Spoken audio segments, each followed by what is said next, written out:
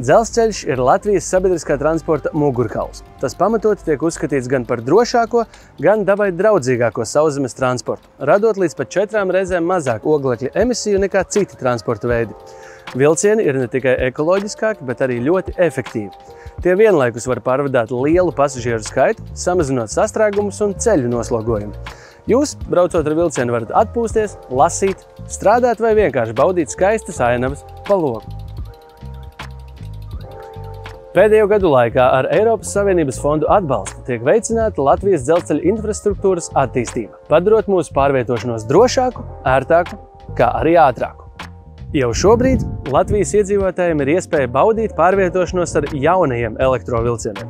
Tāpat visā Latvijā tiek izbūvētas jaunas, kā arī modernizētas esošās dzelzceļa stacijas un pieturas punkti, kas ilgtermiņā ļaus baudīt pārvietošanos ērti arī senioriem, cilvēkiem ar kustību traucējumiem, ģimenēm ar bērniem un ikvienam pasažierim.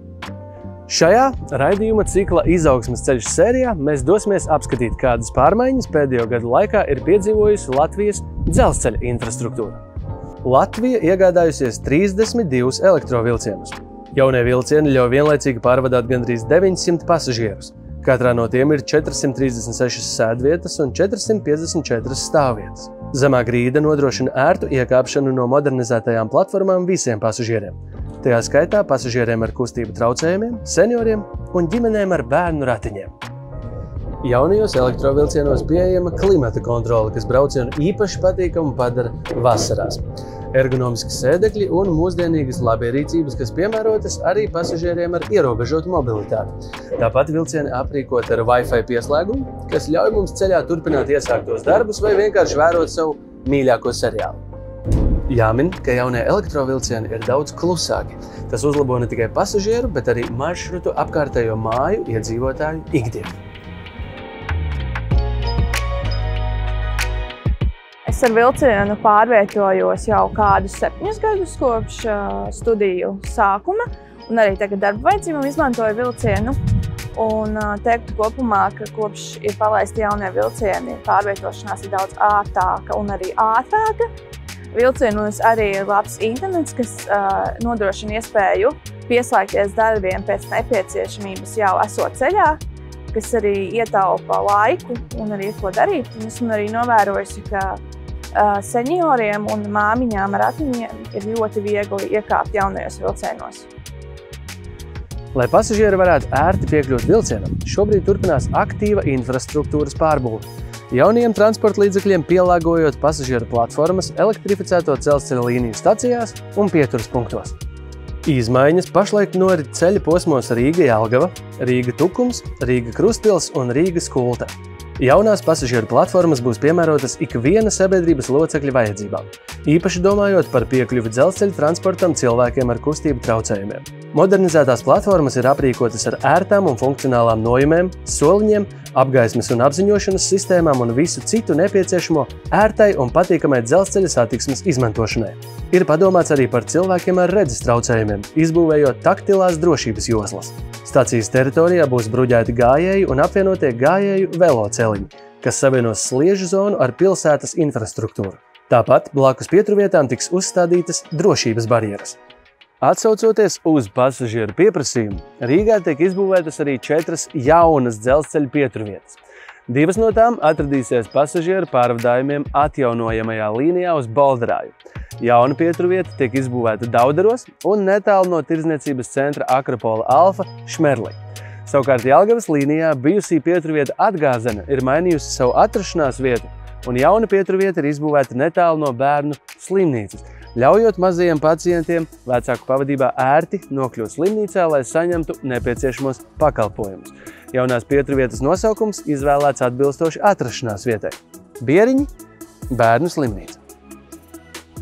Nākotnē plānots turpināt platformu modernizāciju, lai pēc iespējas drīzāk šādas ikvienam pieejamas, estētiskas un funkcionālas pieturvietas būtu sasniedzamas pēc iespējas lielākam Latvijas iedzīvotāju skaitam.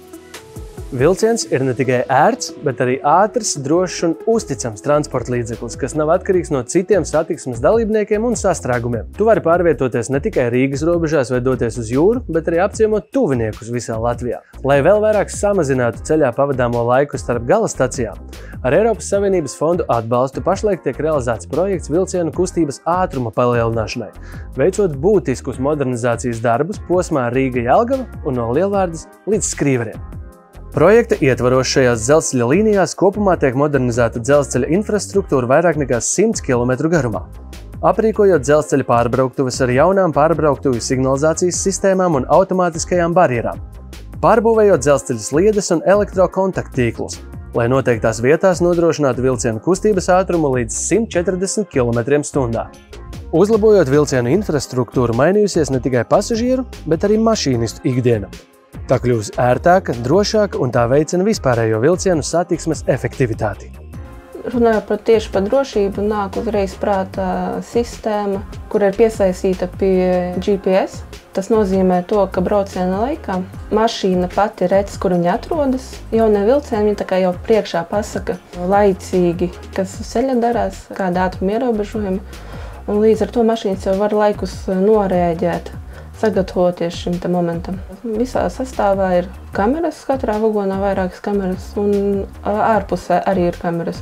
Ja gadījumā jau kaut kas notiek, mašīnas var ātri atvērt nepieciešamo kameru, kur atrodas vajadzīgajā vagonā. Tā ātri uz sitienu pastīties, kas tur notiek, un nepieciešamības gadījumā izsaukt arī, piemēram, policiju vai ātro palīdzību. Ja, piemēram, mašīnas kaut kādu iemeslu dēļ pārsniedz noteiktu ātrumu, tad nostrādā automātiskā bremzēšana, un vilciens pats apstājas. Principā jaunais vilciens viņš sastāv tā kā no datora viena liela. Un ja kaut kas notiek sastāvā, nav svarīgi iekšpusē vai ārpusē. Vilciens pats priekšā to pateiks, kas par vainu, iespējamos risinājumus. Attiecīgi mašīnistam tikai jāpieņem lēmums, ko darīt. Ir daudz vieglāk uz augstiem peroniem, jo pats vilciena grīda ir vienā līmenī ar peronu. Papildus vēl ir iespēja izbīdīt tādus pakāpienus, lai to spraugu starp peronu un vilcienu samazinātu. Un līdz ar to cilvēks, piemēram, ratiņkrēslā, viņš var vieglāk iebraukt iekšā tieši vilcienā. Piebrauc vilciens uz augstā peronu, izbīdās pakāpiens, atverās durvis, un var teikt, ka vilciena grīda ir vienkārši vienā līmenī ar pašu sastāvu ar peronu. Pati lielākā atšķirība var teikt, ka tas komforts. Regulējam krēsli, var regulēt klimatu kabīnē tieši. Man pašai īstenībā ļoti patīk. Es esmu braukusi gan ar vecajiem, atšķirība ir ļoti jūtama. Lielākā atšķirība salīdzinām ar tiem pašiem vecajiem varbūt būtu gaisa kondicionieris kabīnē. Vadība ir daudz vienkāršāka, nav vairs tā teikt jādauza ar āmuri, jārausta krāni un vēl kas jādara ir viens kontrolieris, tā kā joysticks, ar to var gan braukt uz priekšu, gan bremzēt.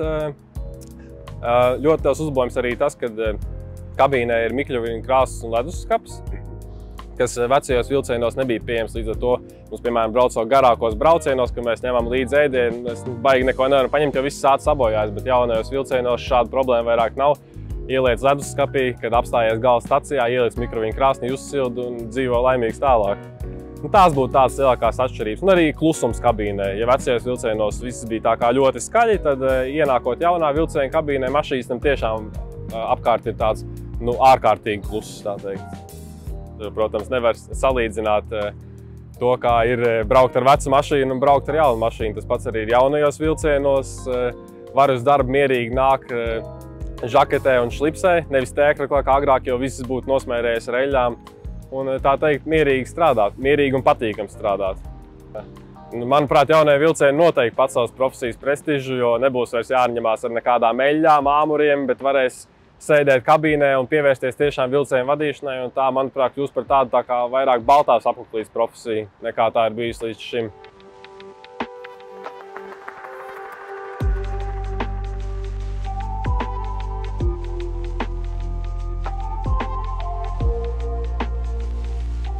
Šodien aplūkojām tikai daļu no dzelzceļa infrastruktūras un vilcienu uzlabojumiem, kas veikti pēdējos gados.